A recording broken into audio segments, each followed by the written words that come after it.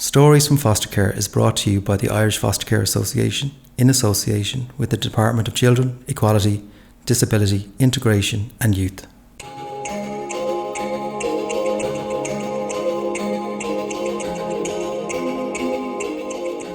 Welcome to the Stories from Foster Care podcast. I'm Niamh Barrett, and on this episode I'm delighted to be joined by Sola Mobolaji and Doris Abuchi-Ogbonda.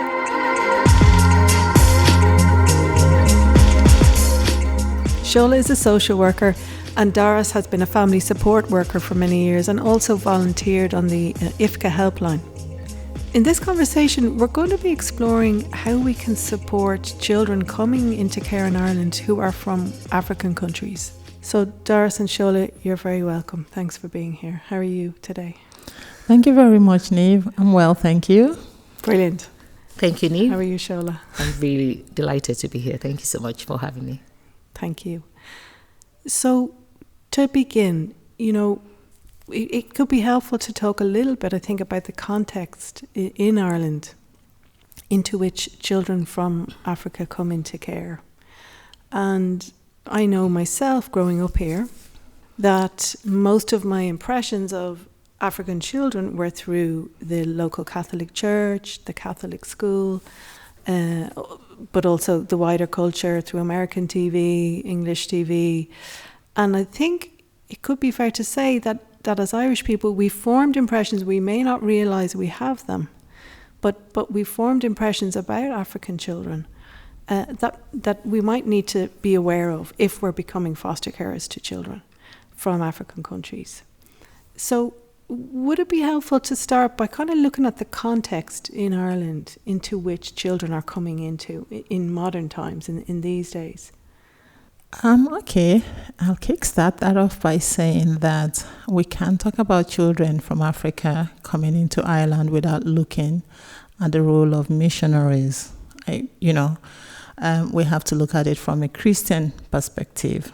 So early contact with the Irish or Europeans were through missionaries, whose role definitely after colonization or on the back of colonization was to walk on the ground in the rural areas to do things like educate, staff school. So you have the missionary schools to aid civilization of Africa, in quote, as it is put, because, they were viewed as people who needed redemption both from themselves and of themselves.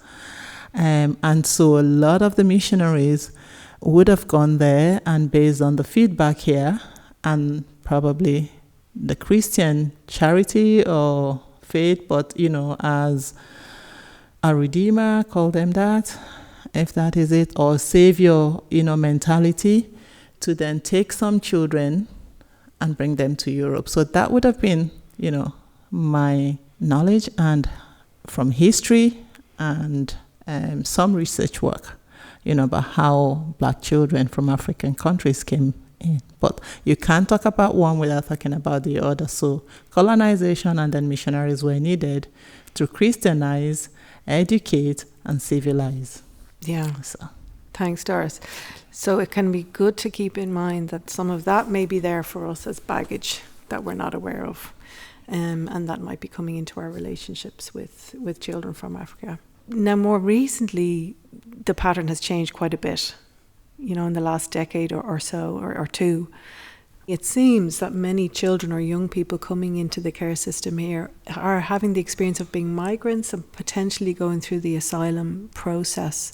And just to kind of paint a picture as best we can for people who might be caring for children in this situation, what kind of pressures, what kind of issues, what kind of an experience is that to go through?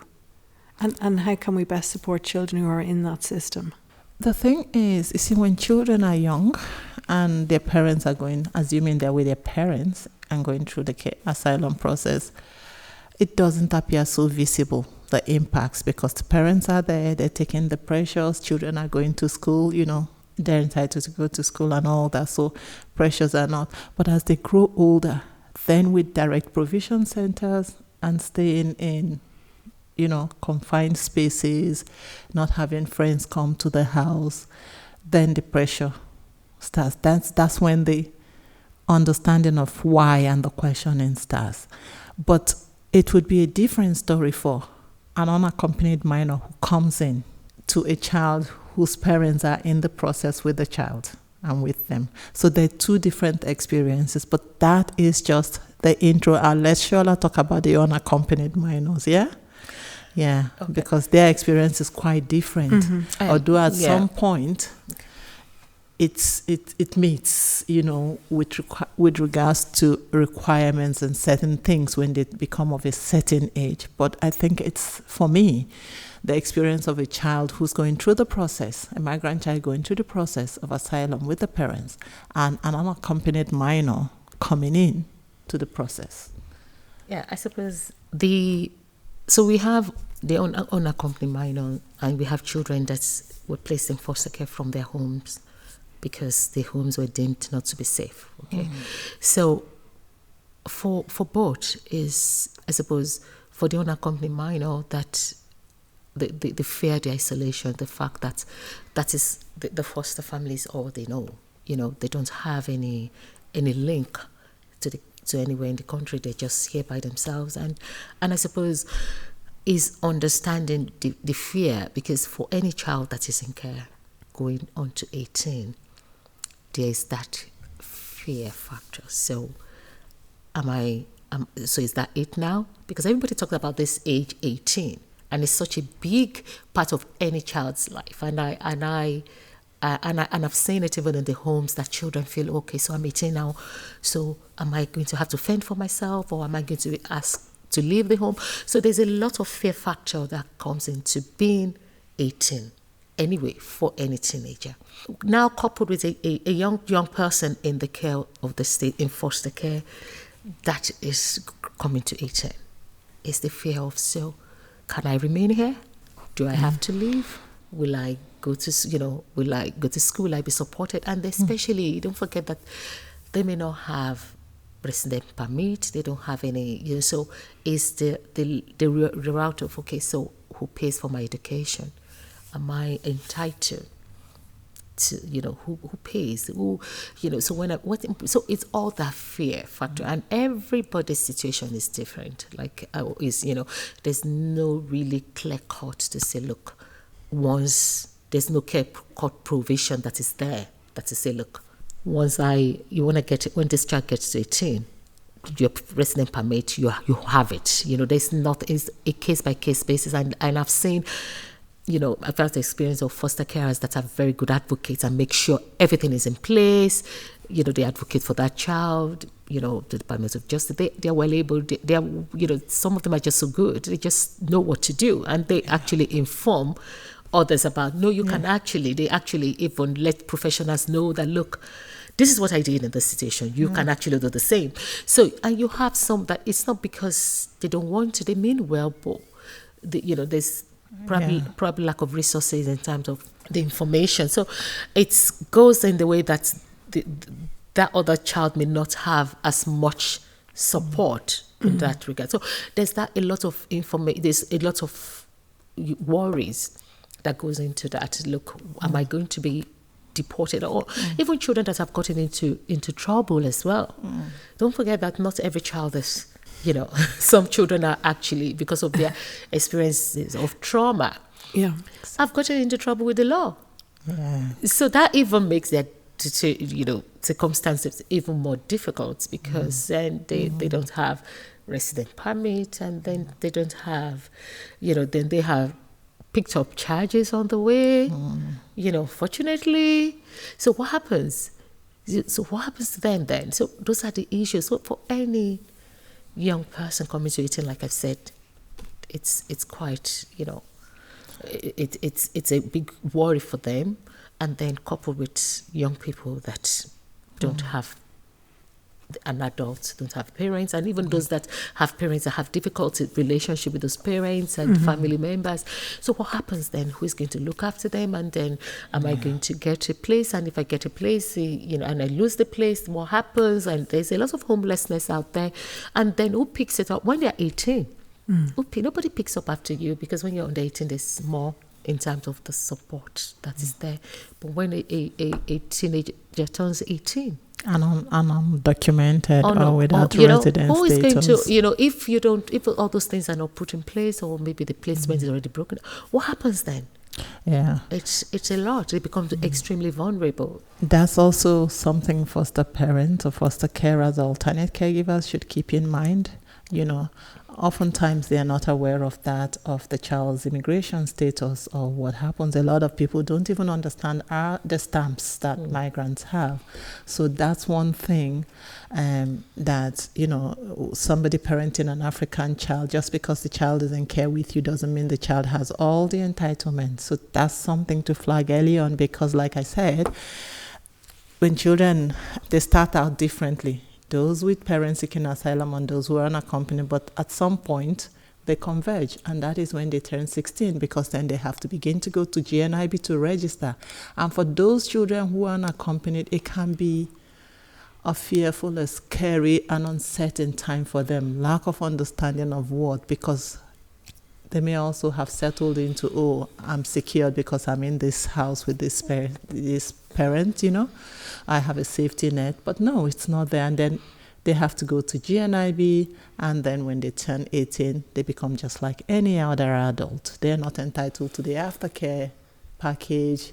They're not entitled to, say, go to university. But there's something good happening. There's the pilot support scheme, you know, where children in the care system or in the asylum system can go to school, you know, depending on situation. So yeah, some parents have been good, those who understand that, and knowing that is very key, so that the child is prepared, you know, early on for the changes that would happen, and supports for, you know, consequences. And, you know, that is very, in its own, it's very traumatizing. It's traumatizing for an adult navigating. There's a lot of paperwork. There's a lot of questions. There's a lot of questions children may not even have answers to, because depending on when they arrived, how old they were, they probably have none. So, and then having to get documentations, and then foster parents having to do, you know, much more work, trying to link. It's a time of a bit of, you know, confusion sometimes, even for the social workers, because you need, the same way we say, experience. Everything is experiential. If you've done through that process once, you may say, I have a good idea.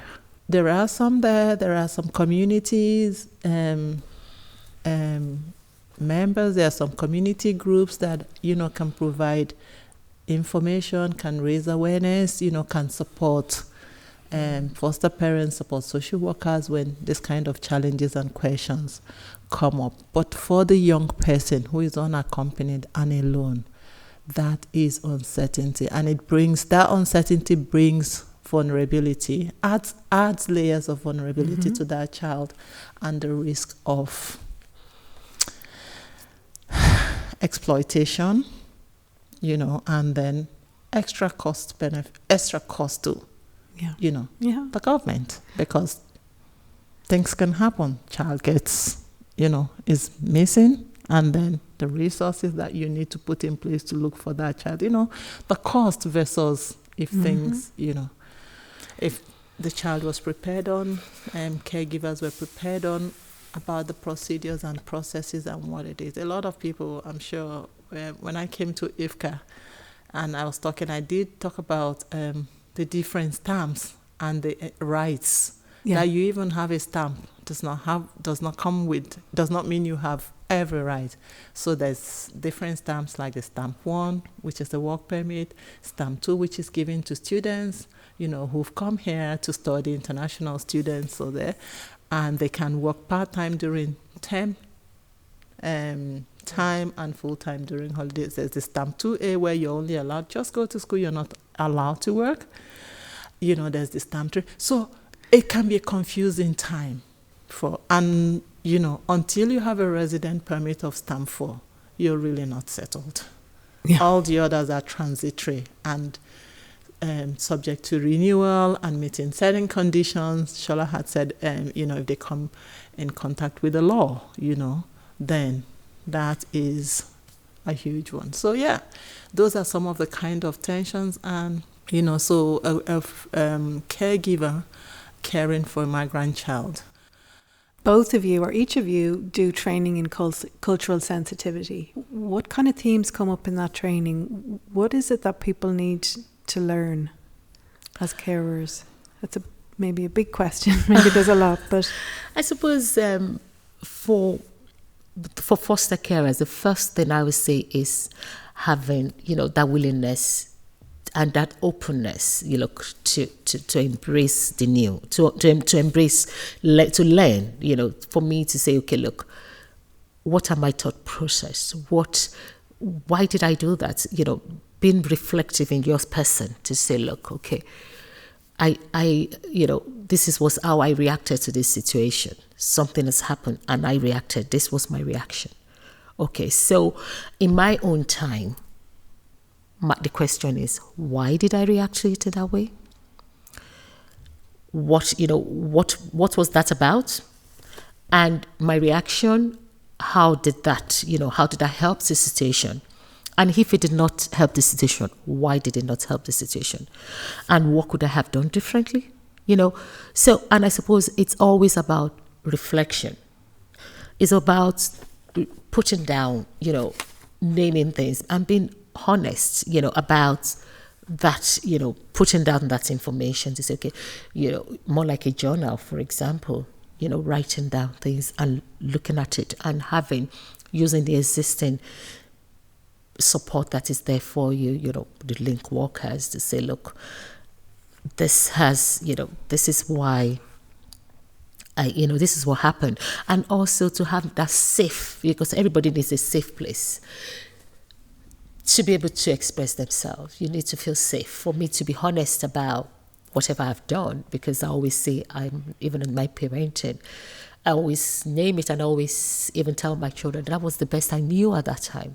That decision I made, if I'm to make it now, perhaps it will be different. So for every parent as well is reflective. We don't always get it right. We always want to be good enough. I think good enough is what we all aspire to be saying, look, we don't have a manual, in as much as there's a lot of learning and legislation informs us learning, and there's been a lot of research that informs our learning. However, there is me as a person to say, okay, look, what are my values? What am I doing? And it's always, what are my unconscious and conscious bias? And it's for me to be aware of that and to have a safe place for me to express that, to feel safe and to feel that I can be honest. And I think that brings about a lot of learning for me anyway. And that is something I always, we always talk about, even in the community, even to parents, for them to always make sure that there's a safe place for them to express themselves. So that is how we get better. That is how we can challenge whatever difficulties and whatever responses, whatever belief system we have, that we can challenge and always aspire to be better. That is what I will always talk about. Yeah, and when we know better, we can do better. Exactly. The space for reflection is needed for everyone in foster care. Everyone in foster care. But is there an extra piece of education that's needed, particularly in relation to children coming in from African countries into our care?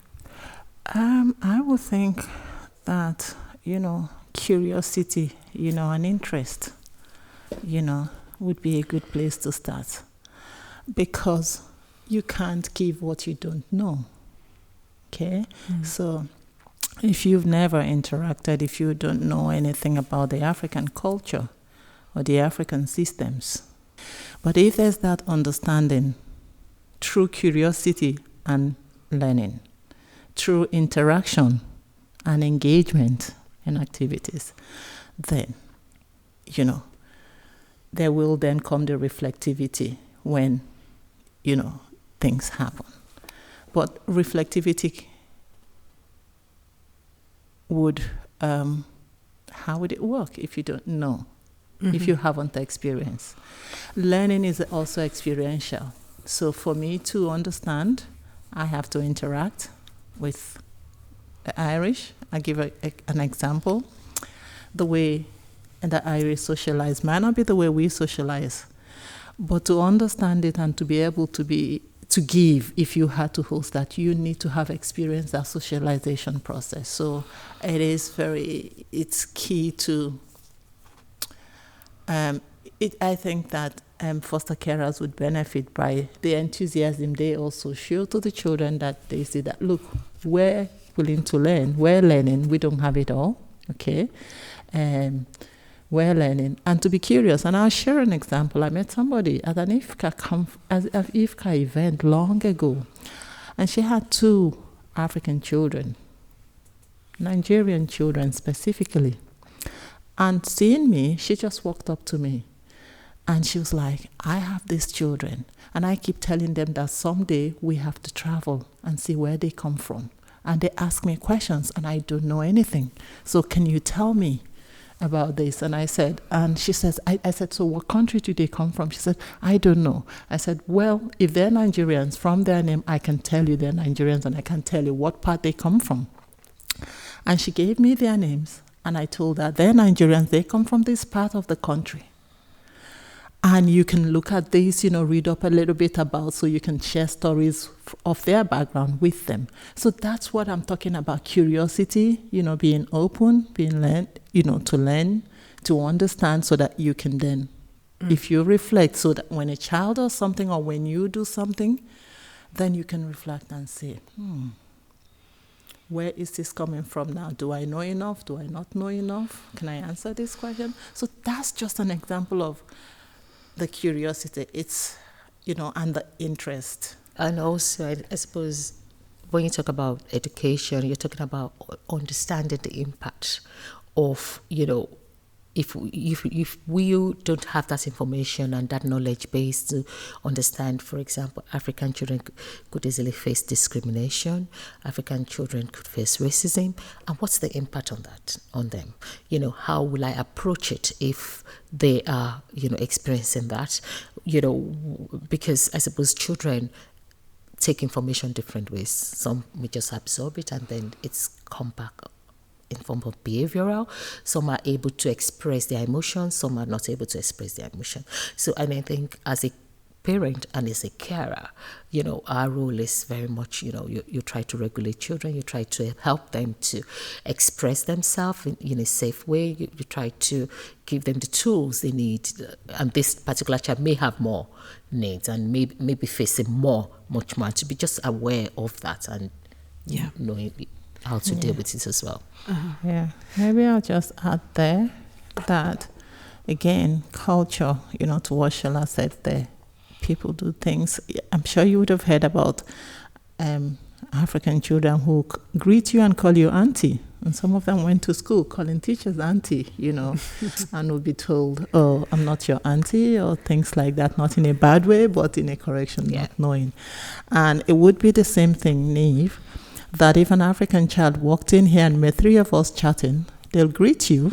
They'll greet Shola and I with an auntie, and, depending on where they come from, almost courtesy to greet us, because that is respect. Mm-hmm. So it's those nuances of little, everyday living.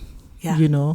It's those nuances of, does a child look at you and speak back to you? I mean, I found it so difficult to hear my 4-year-old in junior infant at the time tell me, oh, and name's the school principal, that's so and so. I cringed because that's not possible for me. I found it difficult calling some people, and I still do, by their first names, till now. So that's not to say that I lack confidence or I'm timid or I'm abused, that way. So it's those everyday interaction, what is respectful for one might not be, and that's where some of the education comes in. I think I will just conclude there by saying that the world is going global. We all eat other food from different countries. I mean, there's some I like, so there's no harm, introducing certain things. Luckily, there's YouTube. Everything can be learned on YouTube. But even if you don't, that's what I'm saying. Chat to somebody and go, oh, how do I make this even in the simplest form, just to introduce it to the menu at home, that way. And that's part of giving that child, an identity, to grow up to become more confident of who they are, their own self-belief, their own self-awareness. And that would tie into their resilience when they face some of the challenges I'm sure we'll talk about more as we go on, that Sola has just touched on there, racism. Yeah, and I would just round up even this question by talking about values as well, understanding the values that this family, hold dear, because that ties into the identity as well. So what is the values of the family? So you have those values, and Africans, for example, value education. Education is such a big part of who they are. And I try when I'm working with young people, and when you have those values, even my own, in terms of family, and a lot of, when children, is for them to understand where they're from, even when they're making these decisions, why it's important, why education in itself becomes part of your identity of who you are. When you go to Africa, and or my parents were around recently, and I would say the first question they would ask what do you do? What do you study? So if a child that, for example, in foster care, if that child didn't have that encouragement and probably didn't go to school or didn't feel like had to go, there may be a struggle in actually being interaction, and correct me if I'm wrong, with the family members. It can become an identity issue or identity crisis, because they make such a big deal about what you do. So it's either you're doing that, or you better have a good examination about what are the things you're good at that you're doing that you can bring to the table. It's not going to go down well, and it's just the way it is that if you're doing something else, you're into music, so they want to see what exactly are you doing that you've been doing all this while and that you're good at doing. So, and those are the things that, the values, and the helping the child to maximize their potential, because it becomes part of who they are in the bigger picture. And I can relate that to the cultures. Incidentally, Sola and I come from different cultural backgrounds, even though we come from the same country. But in my culture, it would have been almost what you call entrepreneurship now, apprenticeship. Yeah. Because back in the days before formal education, girls were raised, in the rules, that society, community, and, expects them to fulfill of a wife. So at certain ages, you participated in certain rites, coming of age, knew how to do certain things. The same way with boys, they would go with the men, they are trained, they belong to you.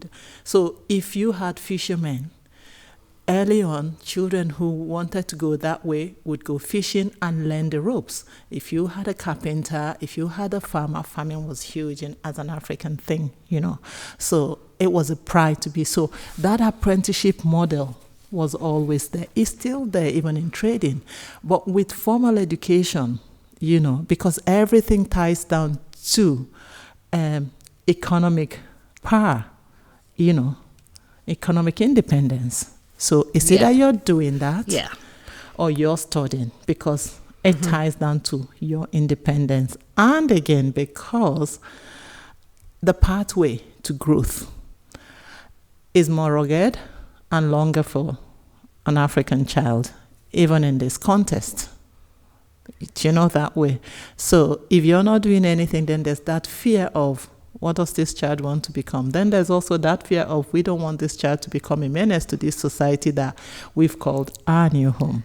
We want good behavior. Okay. But to finish that value there, I'll say the other thing that is so huge for an African parent, or is religion. It gives you succor when you need it. It helps build resilience. And it's one of the strongest coping tools. So when those coping tools are not there, okay, then.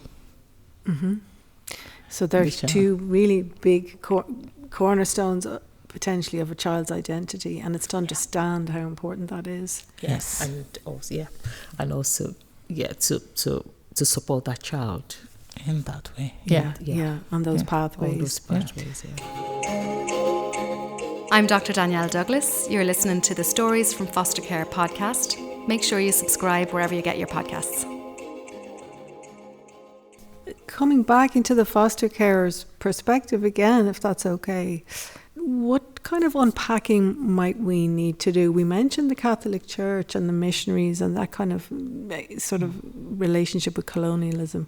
We also got a lot of cultural messages from American media growing up, films, TV, and from the UK as well, because we felt, well, there are so few black people in Ireland. Clearly we don't have a problem with racism. And, you know, sadly, that is being shown not to be the case. And in a way, how could it be any different? We were conditioned with all of these media and all these messages our whole lives, you know. So it's when we come to reflect on this, it's not about blaming ourselves, but being brave enough to have a look and say, yeah, it's not my fault that I was conditioned this way, but I have been. And this is a legacy that I didn't ask for, but it is part of my experience. And how might this get in the way of having a healing relationship with a child in my care? How might it get in the way in ways that I don't know about, but want to see? What I have observed and noticed even, you know, in interaction is the first thing people say, I can't be racist because I have a black friend. The other thing is that, you know, sure, we let them come, you know, where you hear compliments like, oh, you've done your bit. You've done your bit for the child, you know, oh, very good on you, you're taking the child in. So, you know, sometimes we tend to equate what we do as redemption or as qualification for not being or I can't be, okay? But then the question is, what comes to mind if something goes wrong? Yeah. Under pressure. Under pressure. Yeah. What comes to mind? Oh, I don't know. I've never been. You see people, you know, go, oh, never had that experience. So no, can't deal with that. Don't know how to work that. Just the slightest disruption or dysregulation. So if we separate the goodness we do or our kindness, you know, based on morality or religious requirement, which is what we would do to everybody, black, white, yellow, green, anyway, separate that from truly, you know, meeting the needs of the person. Everybody is different. Meeting the needs of the child in front of you, that African child in front of you, realizing that nurture, love, you know, is universal. You know, it's not about, oh, I don't really know, or this child may not feel. At that age, at a younger age, you know, growing up, it's the same experience for most teenagers. You know, the challenges of biological changes, you know, they would say messing around, you know, you see people messing around. It's not ascribing it to one group being unruly or being aggressive or being, you know, difficult. It is at those subtle moments that it comes up. And that is when we talked about reflection, reflecting back and saying, how did I just feel that? How did I experience that? If that came to your mind, then you need work to do. You know, because if I'm laughing and, you know, enjoying with my friends and a group of, you know, my grandchildren together, and you see them as, oh, threatening to you. Meanwhile, you see another group, the same. There's no threat there. Then there's something. So it's how you experience and feel those things that should speak to you. Yeah. And then how the person tells you it's made them feel. Not you telling them how they should feel, but how. If I tell you that, and I say to people, the first thing I would say to someone is, if you're authentic and ask me a genuine question, I know. If you're patronizing and condescending, I know. So there are those filters there. Human beings have filters. Human beings, and I've heard, I have young ones, and they share their own experiences too, So the sense. And coming into here, by the way, my daughter shared an experience, she had only yesterday. And I said, we said, okay, maybe the person didn't know, the person knew. And I concluded and I said, okay, maybe it could be also a racist thing. She said, no, it wasn't racist. It was this. So in that instance, I said, but that's you calling it. So if you've called it, then that is what it is. So if she said that was how it made her feel, then that is actually how she felt about that. But so it's who experiences that tells you what it is for them. And don't minimize it, or don't patronize and tell them how you can't take a joke. Those are the kind of things that come out, Anything to add to that, Sola? I suppose foster carers themselves, they have a very vital role to promote equality, to promote inclusion as well. And I suppose from that, like she said, that children, they just know. They know when you genuinely care, when you're trying your best, in terms of meeting their needs. And I suppose, being aware of everything we've said, the impact discrimination may have on the child, and how do I address that? Being their great advocates, just being that, that person that will go to the school, that you will validate. They're telling you something, you need to listen and to validate it and not to undermine it. But being able to go to the school, for example, this person said my hair is like a rag, for example, and they laughed about it, and this child is feeling very hot about it. Being able to be the one to go and do you want me to go to the school, or do you want me to have a conversation with the teacher? How do you want me to address it? To always be there as that secure person that, look, you come to me and I'm here to help you. I may not know it all, but we figure it out.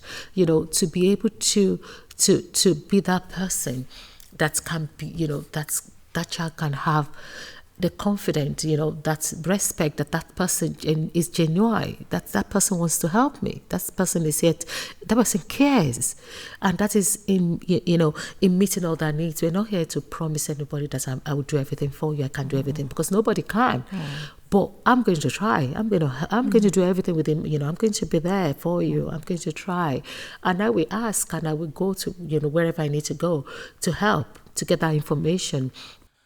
Staying with the experience of racism, we're looking at it from our own upbringing and our own conditioning, and what could be helpful to understand about the child's experience of that, particularly at the moment.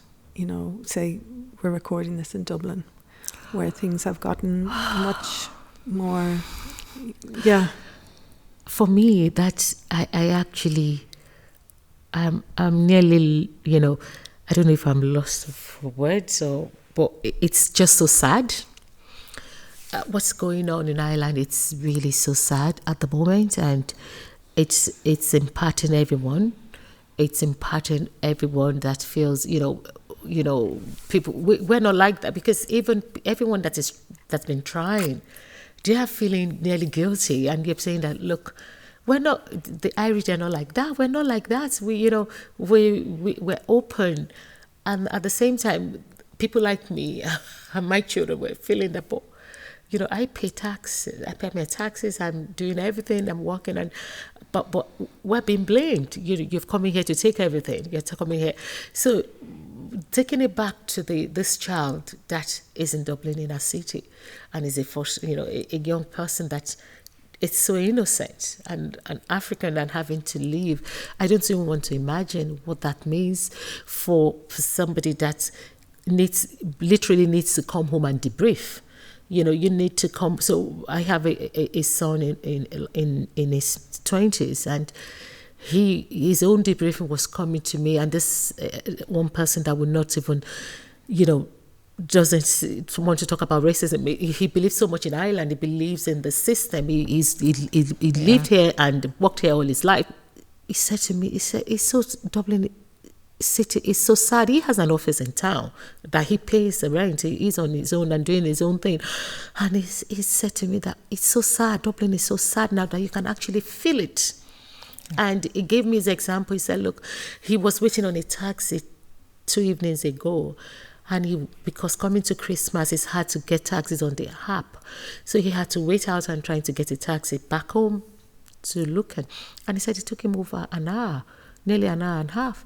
And it wasn't because he said, and he could see the discrimination because he was standing there for a long time. And other people that were Caucasians were coming to the same spot because it was like they knew they were going to get a taxi before him. And what happened was entitlement, feeling of entitled. Yeah, and taxis, the taxis will now come and say, and he would go because he would be the one to wait down the taxi, and he's been waiting longer, more like on the top of the queue, and somebody else would come and say, no, not you, them, and they would go off. And he said, it's so sad, and that is something that wasn't there before. That wasn't that bad. So things are just generating, and it's extremely worrying.